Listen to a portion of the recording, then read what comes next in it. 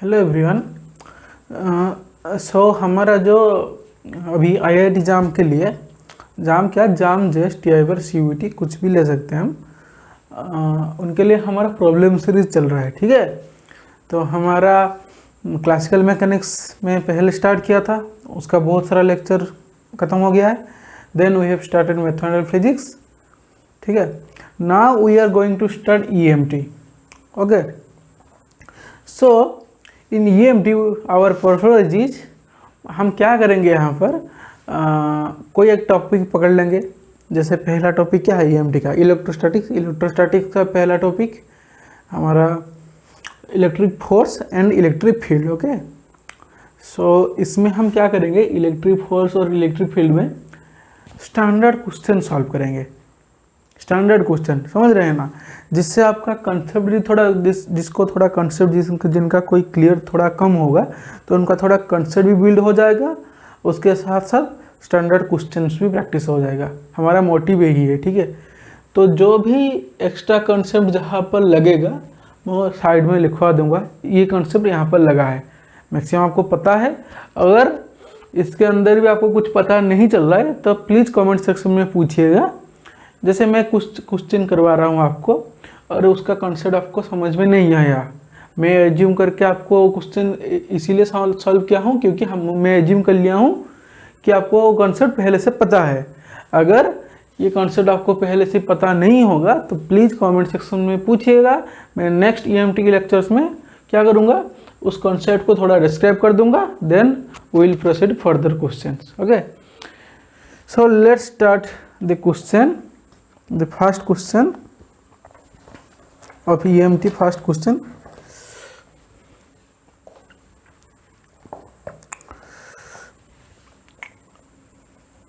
Two similar balloons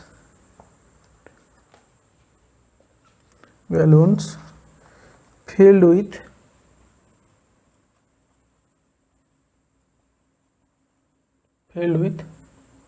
helium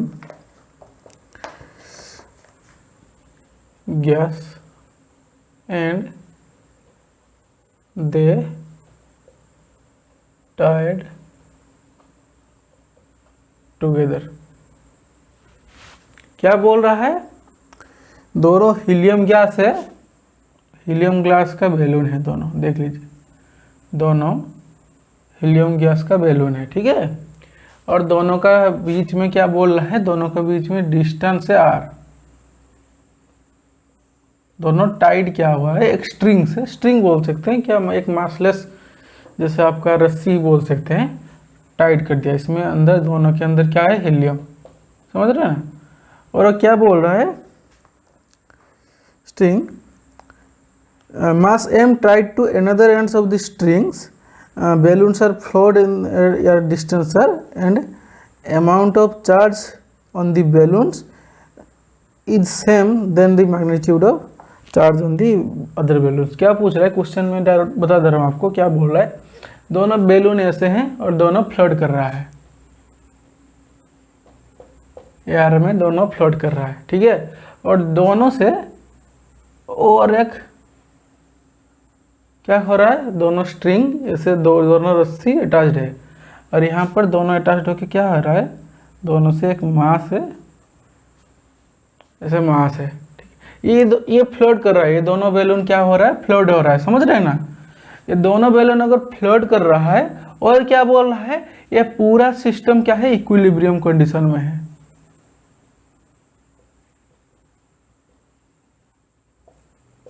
पूरा system equilibrium condition में है। तो फाइनली वो पूछ रहा है, एक second, what he was asking, finally पूछ रहा है find magnitude of charge on each balloon, find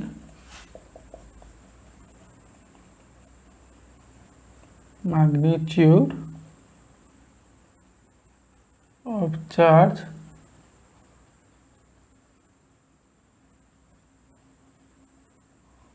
on each balloon, okay. So हमको क्या, सॉरी, हाँ, यहाँ पर हम सॉल्यूशन करते हैं। देखिए एक चीज़ क्या बोल रहा है, दोनों में हीलियम गैस है। हीलियम गैस होने का मतलब यही है कि दोनों फ्लड करेगा। आपको पता है हीलियम गैस क्या होता है, हल्का होता है, इसलिए वो फ्लड करता है, बैलून को फ्लड करवाता है। और क्या बोल रहा है, ये सिस्टम पूरा इक्विलिब्रियम में है। अगर दोनों पूरा सिस्टम इक्विलिब्रियम में है तो इसका वर्टिकल जो मोशन है वो जीरो है, मतलब इसका हॉरिजॉन्टल और वर्टिकल मोशन नहीं हो रहा है। तो क्या करेंगे, हम बैलून और मास को रिजल्व कर लेंगे सिंपली। तो पहले मास को रिजल्व करते हैं। इस मास को अगर रिजल्व करेंगे तो नीचे इस मास के अंदर नीचे क्या लग रहा है, एक फोर्स mg लग रहा है कि नहीं। और जो स्ट्रिंग अटैच्ड है इससे, तो ऊपर क्या लग रहा है, टेंशन t लग रहा है। समझ रहे, ये लेंथ r है, ये दोनों लेंथ दे दिया है l है। और हम क्या कर रहे हैं, यहाँ से परपेंडिकुलर ड्रॉ कर रहे हैं। लेट्स ये एंगल थीटा है, ये एंगल भी थीटा है। समझ में आ गया। अच्छा, then we can assume that ये अगर ये दोनों एल है और यहाँ पर टेंशन टी, यहाँ पर टेंशन टी लग रहा है, तो यहाँ से हम एक चीज़ देख सकते हैं, क्या होगा, ये जो टेंशन यहाँ पर लग रहा है ना, अच्छे से देख लीजिए, ये जो टेंशन यहाँ पर लग रहा है, ये टेंशन की वजह से ये मास फ्लोट कर रहा है यहाँ पर। ठीक है, ये तो मास m के लिए हमारा फ्री बॉडी डायग्राम हो गया। अब हीलियम बैलून के लिए, कोई एक हीलियम बैलून के लिए फ्री बॉडी डायग्राम निकालते हैं। इसके लिए करते हैं, इसके लिए नीचे एक फोर्स लग रहा होगा और इसके लिए क्या लग रहा होगा, ऊपर एक फोर्स लग रहा है। देखिए ये जो बैलून है ये टाइड है, यहाँ पर स्ट्रिंग टी से टाइड है कि नहीं, टाइड है। ये अगर थीटा है तो ये भी एंगल थीटा होगा कि नहीं। तो ये अगर टेंशन टी लग रहा है इसमें, सॉरी ये तो टी नहीं होगा ना, यहाँ पर टी ले लिए हम, इसको टी प्राइम ले लेते हैं। टी और टी प्राइम के रिलेशन भी आपको आप जानते हैं, मैं बाद में बता देता हूँ। ठीक है, तो यहाँ पर टी प्राइम हो गया, तो यहाँ पर इसका इस वाला कंपोनेंट मतलब वर्टिकल कंपोनेंट कितना होगा, टी प्राइम कॉस थीटा, और इस साइड इसका कंपोनेंट कितना आएगा, टी प्राइम साइन थीटा। कोई दिक्कत नहीं।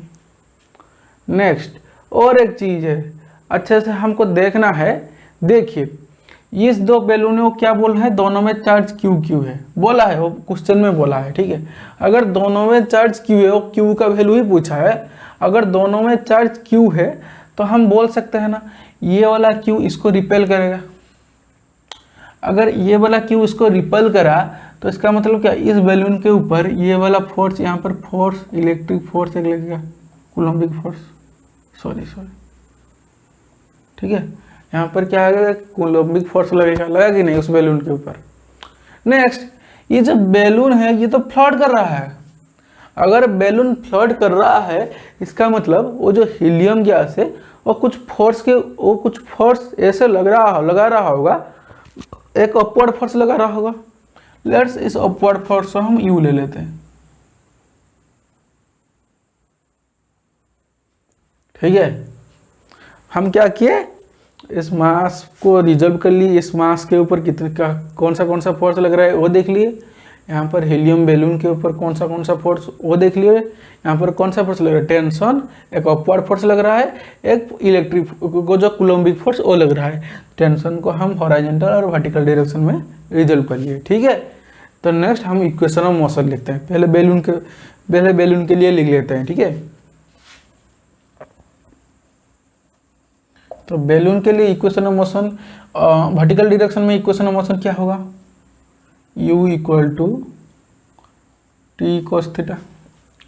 देन बैलून के लिए हमारा हॉरिजॉन्टल डायरेक्शन में इक्वेशन ऑफ मोशन कितना होगा, F equal to T sine theta.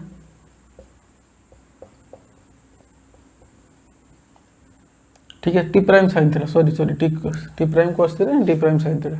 ठीक है, देन ये जो एफ ई है देख लीजिए, ये एफ ई कितना होगा, ये फोर्स कितना होगा, ये जो क्यू इस क्यू के ऊपर लगा रहा है, तो इन दोनों के बीच में कूलम्बिक फोर्स कितना होगा, के क्यू स्क्वायर डिवाइड बाई दोनों के बीच में डिस्टेंस कितना है, R square equal to T prime sine theta.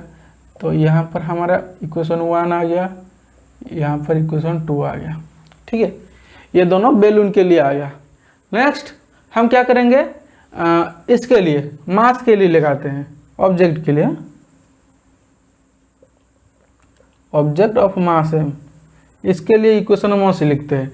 अगर इसके लिए जब इक्वेशन ऑफ मोशन लिखेंगे, देख लीजिए एक चीज, इसके लिए टेंशन ऊपर लग रहा है, ठीक है। अगर इस स्ट्रिंग में टेंशन टी प्राइम है तो इस स्ट्रिंग में इस टेंशन कितना होगा, टी प्राइम होगा, ठीक है।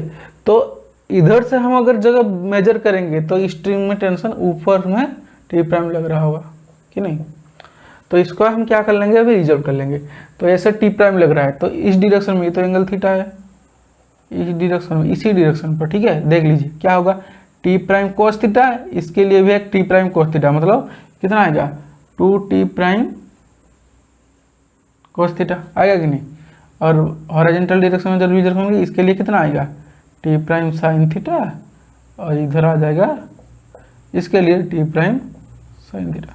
सिंपली इस पॉइंट में हम कंपोनेंट रिजल्व कर लिए, ठीक है। तो जो हॉरिजॉन्टल कंपोनेंट है T prime sine theta T prime cos theta दोनों कट के 0 हो जाएगा, बचेगा क्या, ओनली वर्टिकल कंपोनेंट, ठीक है। जो वर्टिकल कंपोनेंट में जब हम इक्वेशन ऑफ मोशन लिखेंगे क्या लिखेंगे, 2 T prime cos theta equal to mg, समझ रहे हैं। क्योंकि इस वर्टिकल डायरेक्शन पर इस मास के ऊपर कौन सा लग रहा है, 2 T prime cos theta equal to mg, 2 T prime cos theta equal to, sorry एक चीज देख लीजिए, देखिए हम तो रिजल्व किए इस पॉइंट को ना, हम इस पॉइंट के ऊपर रिजल्व किए, तो यहाँ पर कौन सा फोर्स लग रहा है, 2 T prime cos theta equal to T लिख सकते हैं, समझ रहे हैं। 2 T prime cos theta equal to T क्या है, टी इक्वल टू mg, समझ रहे हैं। जो टी पहले पॉइंट आएगा हमारा 2 T prime cos theta equal to T, और टी क्या होगा, टी mg के इक्वल होगा, समझ रहे हैं। चीजें क्या किसके साथ लिंक है, इसको अच्छे से समझ लीजिएगा। इसीलिए मैं पहले मैकेनिक्स का थोड़ा जनरल कॉन्सेप्ट बताया हूँ, मतलब थोड़ा पहले मैं मैकेनिक्स शुरू किया था, वरना मैं मैकेनिक्स पहले शुरू नहीं करता, समझ रहे हैं। अच्छा, तो हमारा 3 इक्वेशन आ गया। अभी देखते हैं कौन सा किसके साथ डिवाइड करके क्या आ रहा है। तो ऐसे देखते हैं, पहले ट्राई देखते हैं कौन सा क्या लगेगा किसके ऊपर। अच्छा, 2 T prime cos theta into T prime sine theta equal to, देखिए इस इक्वेशन और इक्वेशन को डिवाइड करते हैं क्या आता है देखते हैं। तो क्या होगा, 2 T prime cos theta divide by T prime sine theta equal to mg by K Q square divided R square, ठीक है। तो यहाँ पर टी प्राइम कट गया, बचेगा क्या, यहाँ पर हमको चाहिए क्या, क्यू चाहिए, ठीक है। तो 2 cot theta equal to mg R square by K Q square, okay. यहाँ से सिंपली क्यू का वैल्यू निकालना है, क्यू स्क्वायर का वैल्यू आप खुद कैलकुलेट कर लीजिए, mg R square divide by 2k cot theta, that implies that q is equal to mg r square tan theta divide by 2k का रूट ओवर।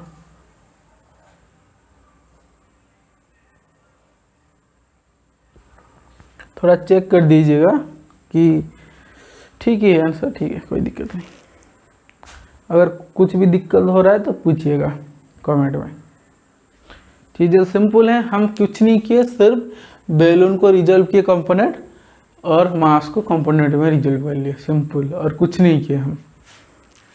देख लीजिए अच्छे से।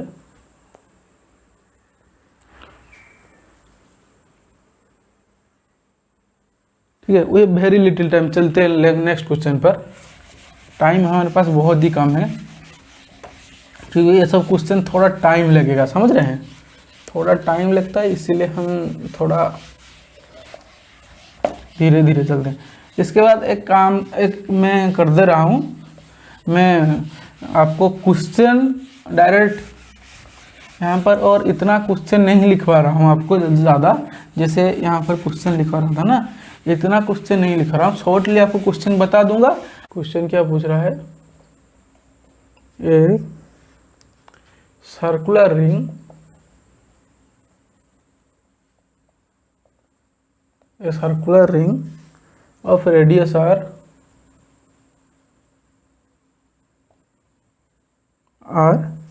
has linear charge density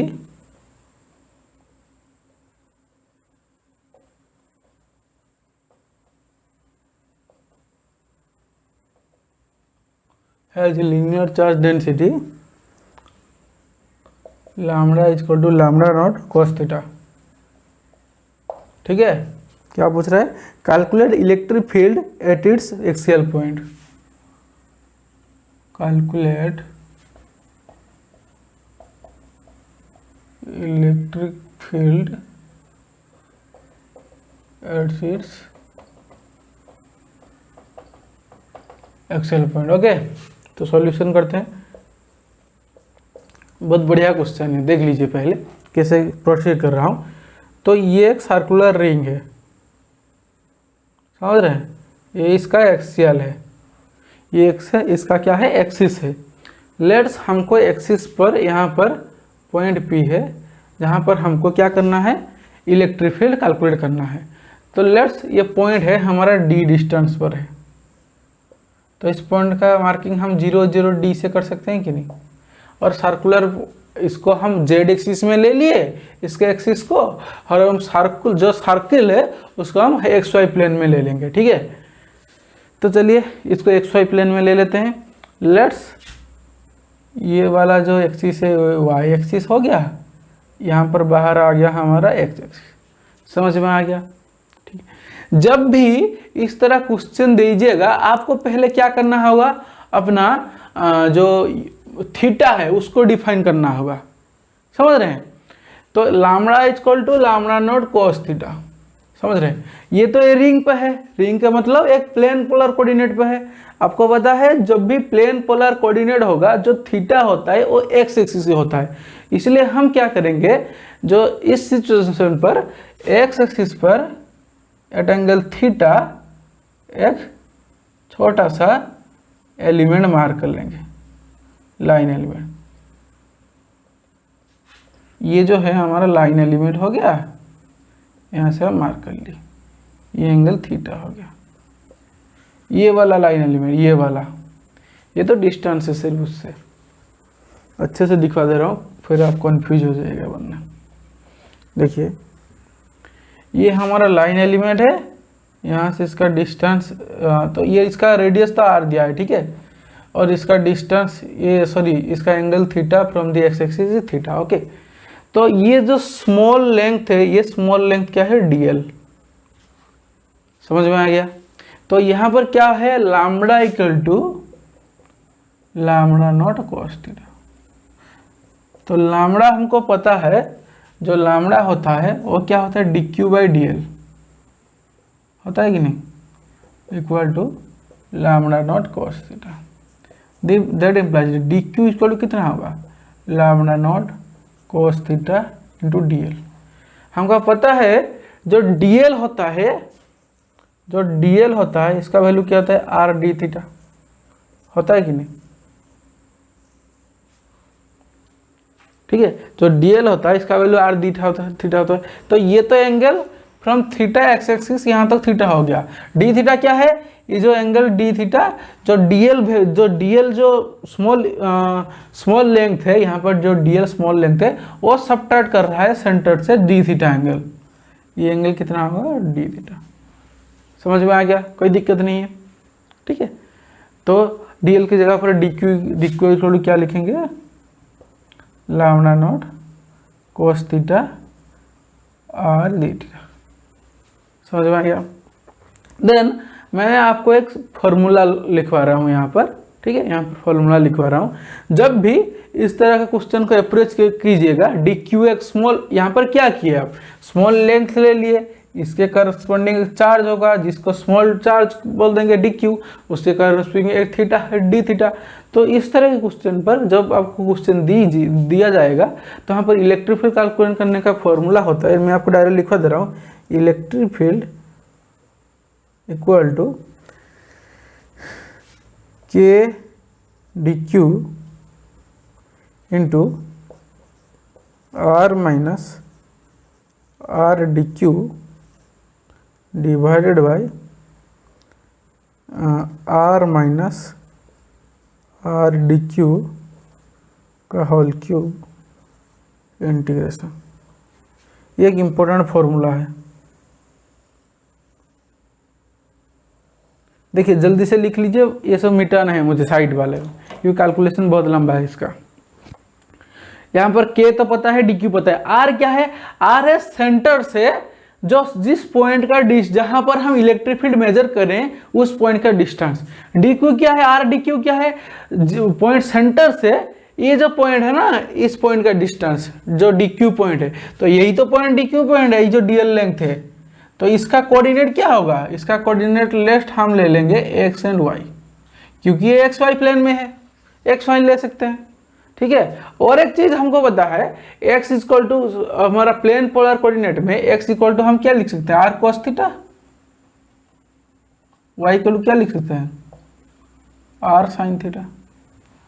समझ में? हम सब चीज को प्लेन पोलर कोऑर्डिनेट में कन्वर्ट कर दे रहे हैं, उसके बाद सिंपल जो मतलब हो जाएगा, ठीक है। समझ में आ गया?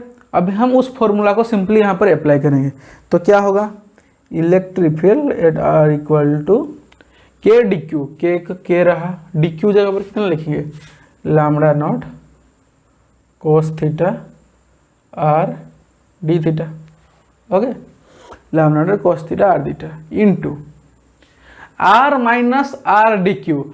आर क्या है देख लीजिए, आर है सेंटर से जिस पॉइंट पर हम क्या करेंगे, सेंटर, ये हमारा जेड एक्सिस हो गया, ठीक है। तो आर है सेंटर से जिस पॉइंट पर हमारा इलेक्ट्रिक फील्ड कैलकुलेट करेंगे, तो इसका कितना होगा, जे डी इंटू क्या, समझ में आ गया, डी इंटू क्या माइनस आर डी क्यू ना, मतलब आर का वैल्यू आ गया माइनस आर डी क्यू,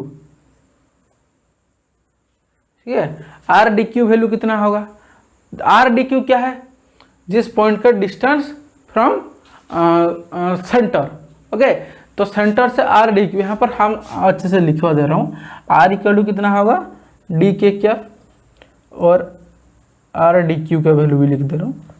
देखिए आर डी क्यू का वैल्यू कितना होगा, R cos theta I cap plus R sine theta J cap. Simple तो होगा, और कुछ होगा थोड़ी, तो क्या होगा, R cos theta I cap plus R sine theta J cap. तो इसको यहाँ से माइनस करना है, देख लिया, आप लिख लीजिए, इसके बाद मैं थोड़ा मिटाऊंगा वरना नहीं वहाँ पर ये होगा, समझ रहे, आपने लिख लिया होगा, मैं इस फॉर्मूला को मिटा रहा हूँ यहाँ से।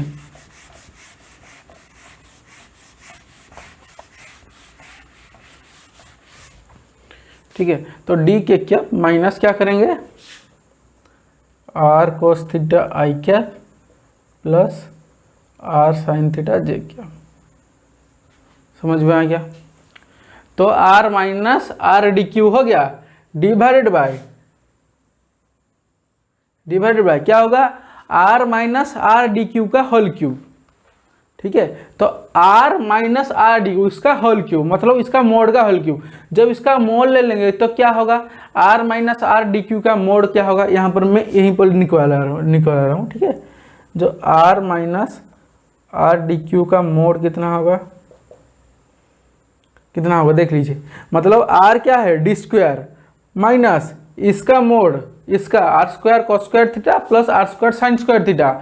मतलब ये कैलकुलेट करके आप देखिएगा कितना होगा, D square plus R square का रूट ओवर आएगा। ठीक है, तो यहाँ पर नीचे कितना आएगा, R minus R D Q का मोड का होल क्यूब, मतलब D square plus R square whole to the power 3/2। समझ में आ गया, कोई दिक्कत नहीं। और इंटीग्रेशन होगा बाहर, कहाँ से, यहाँ पर इंटीग्रेशन किसका हो रहा है, डी थीटा का। डी थीटा मतलब थीटा इंटीग्रेशन हो रहा है। थीटा कहाँ से कहाँ तक जाएगा, थीटा होगा 0 से 2 पाई। प्लेन पोलर में थीटा कहाँ से कहाँ तक जाता है, 0 से 2 पाई। यहाँ पर सिंपल हमको क्या करना है, इंटीग्रेशन करना है। देखिए इंटीग्रेशन में आपको कुछ अभी इंटीग्रेशन करके मैं डायरेक्ट लिखवा दे रहा हूँ, और उसके बाद में इंटीग्रेशन का कुछ फॉर्मूला लिखवा दूंगा, तो पता चल जाएगा। क्योंकि यहाँ पर जगह कम है, तो इसके बाद वाले इसको मिटा के मैं लिखवा दूंगा और अच्छे से, ठीक है। देख लीजिए, पहले हम क्या करेंगे, इसको बाहर लिखेंगे। क्या क्या बाहर है, के लैम्डा नॉट इंटू आर, ये भी बाहर चला गया, कितना आएगा, D square plus R square whole to the power 3/2 बाहर आ गया, समझ रहे हैं। अंदर बचेगा क्या, 0 to 2 पाई कोस थीटा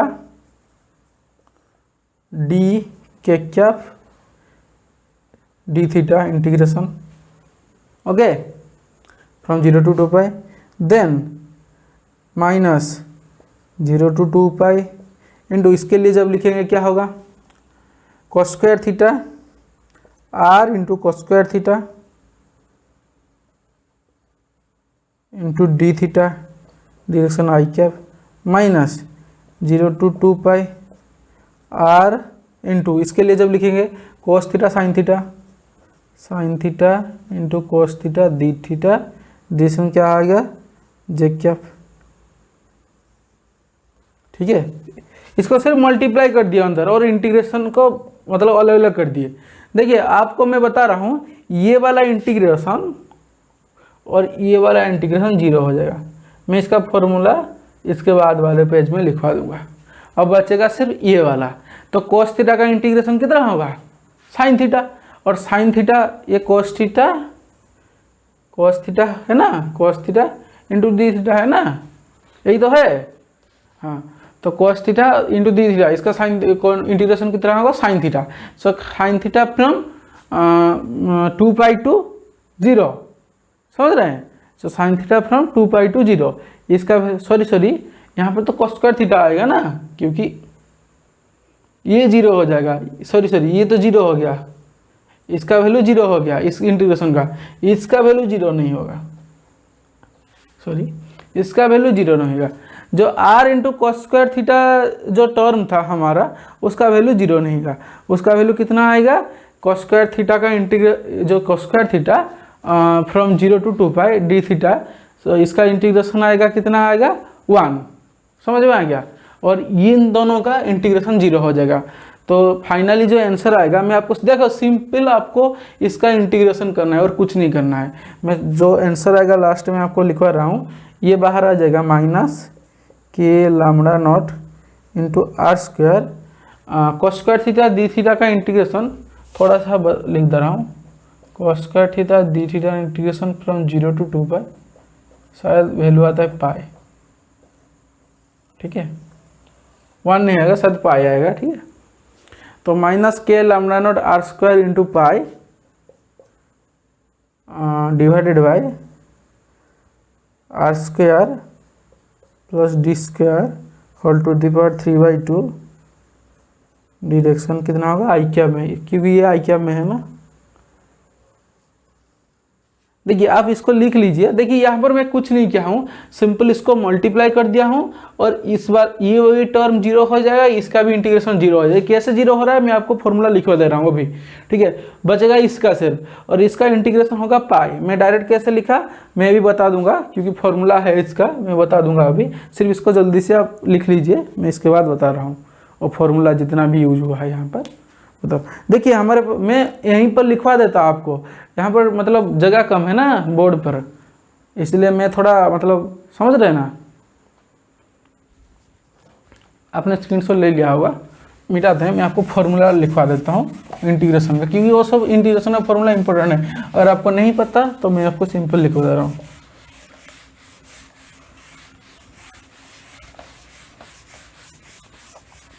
जल्दी से हम फर्दर मूव करते हैं, क्योंकि ये सब क्वेश्चन थोड़ा लेंदी होता है और कॉन्सेप्ट बहुत होता है ये सब क्वेश्चन में। देखिए मैं आपको एक क्वेश्चन ऐसे करवाया ना, इस तरह आपका क्वेश्चन जो भी आएगा वो अच्छे से इसको देख लीजिएगा, एक बार प्रैक्टिस कर लीजिएगा। इस तरह जितना क्वेश्चन आएगा वो कर लीजिएगा, हमको पता है। देखिए कुछ फॉर्मूला लिखवा दे रहा हूँ आपको। 0 to 2 pi sine M theta into cos M theta. ये वाला फॉर्मूला सब मैंने आपको, अगर कोई मेरा फोरियर सीरीज का लेक्चर फॉलो किया होगा तो ये वाला फॉर्मूला मैं से वहाँ पर लिखा रहा हूँ, यहाँ पर भी फिर भी लिखवा रहा हूँ, क्योंकि पता नहीं है कौन किसको कौन सा लेक्चर चाहिए। ठीक है, sorry 0 to 2 pi cos M theta into sine cos चलाएगा ना, cosine theta into cosine theta into D theta equal to 0। Then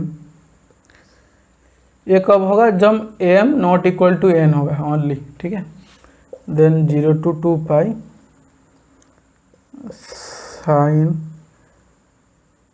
M theta into sine N theta,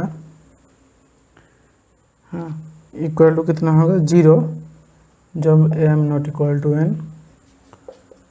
then 0 to 2 pi cos square theta D theta equal to pi. ठीक है, कब होगा cos square theta into D theta equal to pi.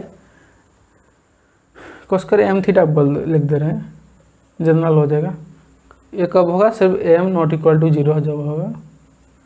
And 0 to 2 pi sine square M theta D theta equal to pi, कब होगा, जब M not equal to 0।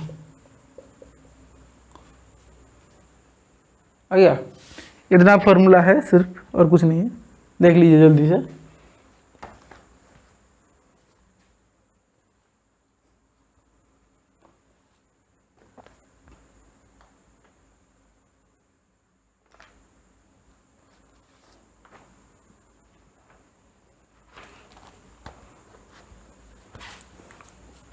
और एक question करते हैं यहाँ पर, इसको लिख लीजिएगा आप। और एक क्वेश्चन करते हैं, क्या बोला है, एक ऐसे एक्सिस दे दिया है। ठीक है,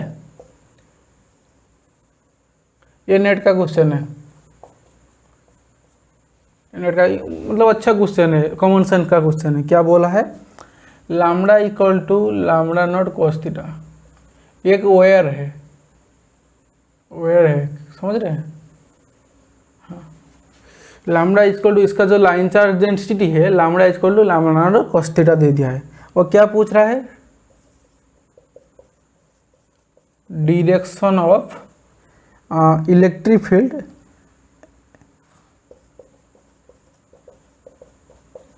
डायरेक्शन ऑफ इलेक्ट्रिक फील्ड पूछ रहा है। ऑप्शन क्या दिया है, क्या दिया है, ए ऑप्शन में डायरेक्शन आई कैप दिया है, बी ऑप्शन में माइनस आई कैप, सी में जे कैप, डी में के कैप। देख लीजिए क्वेश्चन ये दे दिया है। ठीक है, नेट का क्वेश्चन है। देखिए इसको निकालने लगेंगे तो बहुत टाइम लग जाएगा। जैसे वहां पर मैंने आपको करवाया हूँ lambda equal to lambda not cos theta, मैंने आपको यही क्वेश्चन करवाया था ना, lambda equal to lambda not cos theta, यही क्वेश्चन तो करवाया था, समझ रहे हैं। तो आंसर में क्या आएगा था, माइनस समथिंग इंटू आई कैप, वहां से आपको पता चल गया। फिर मैं बोल रहा हूँ यहाँ से कैसे पता चलेगा, सिर्फ ये नेट का क्वेश्चन था।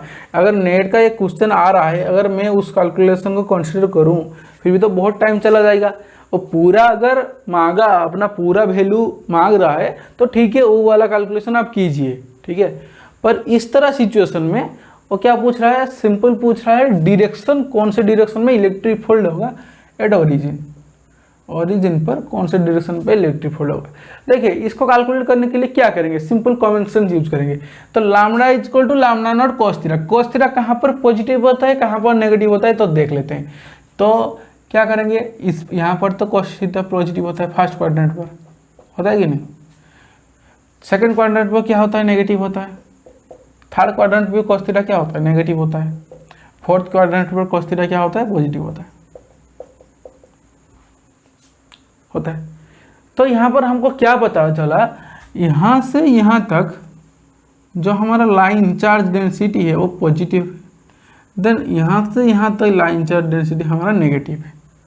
तो यहाँ से हम कंक्लूड क्या कर सकते हैं, एक टोटल इस राइट साइड पर टोटल एक पॉजिटिव चार्ज डेवलप हो गया एंड लेफ्ट साइड पर एक टोटल नेगेटिव चार्ज डेवलप हो गया।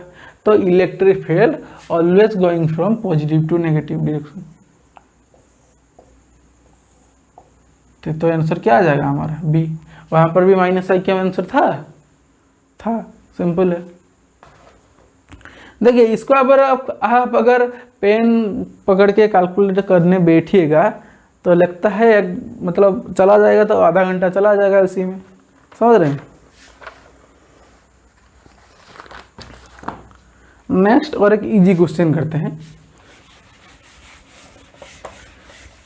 ओके, इजी क्वेश्चन करते हैं फिर इसको ख़त्म कर देंगे। आपको ये वाला क्वेश्चन तो किसी बच्चों को तो पूरा याद ही रहा होगा, इस टाइप का क्वेश्चन जो मैं अभी क्वेश्चन करवाऊंगा इसको तो आंसर याद रहना चाहिए, इतना इम्पोर्टेंट क्वेश्चन है। शायद आप किसी को याद ही होगा, ये भी नेट में आया था,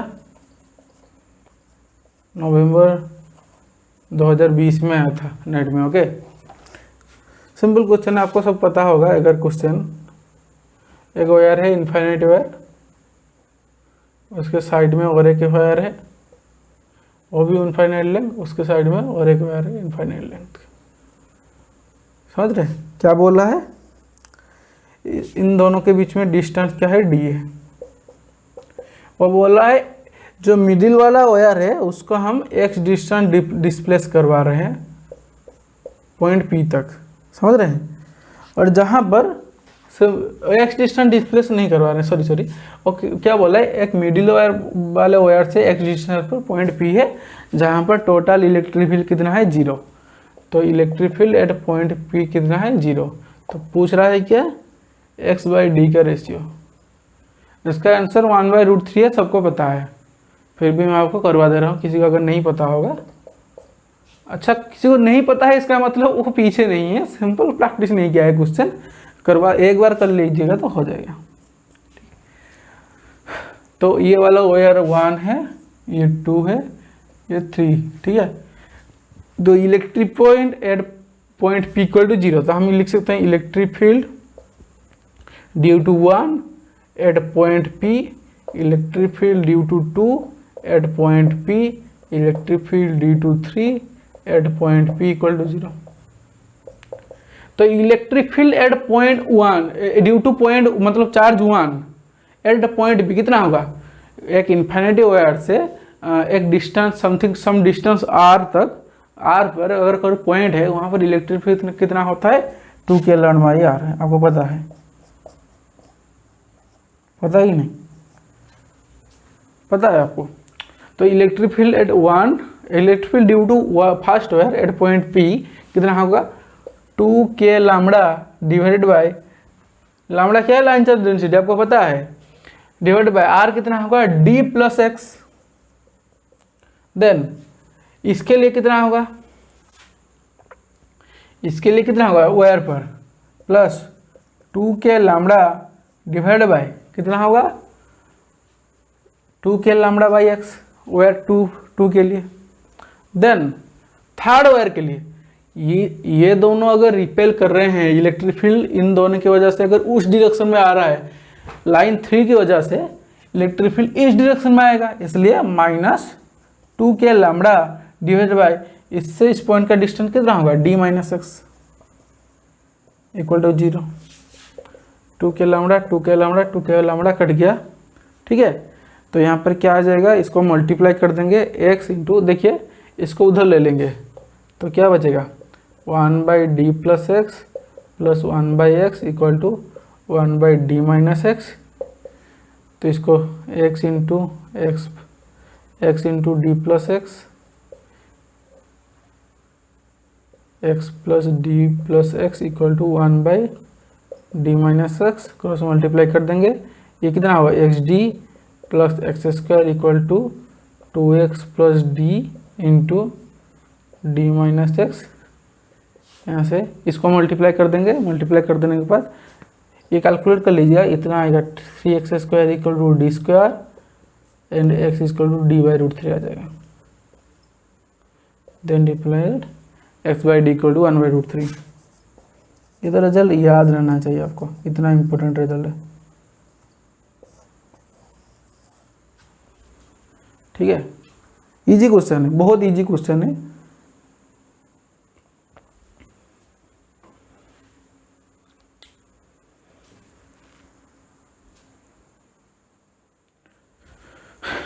आज बहुत टाइम हो गया, हम कोशिश करेंगे इस सब लेक्चर को थोड़ा जल्दी फिनिश करने के लिए। ठीक है, तो आज यहीं पर रखते हैं। नेक्स्ट लेक्चर में थोड़ा और क्वेश्चन करेंगे इलेक्ट्रिक फील्ड और इलेक्ट्रिक फोर्स के ऊपर। ठीक है, तो thank you, bye bye. Okay.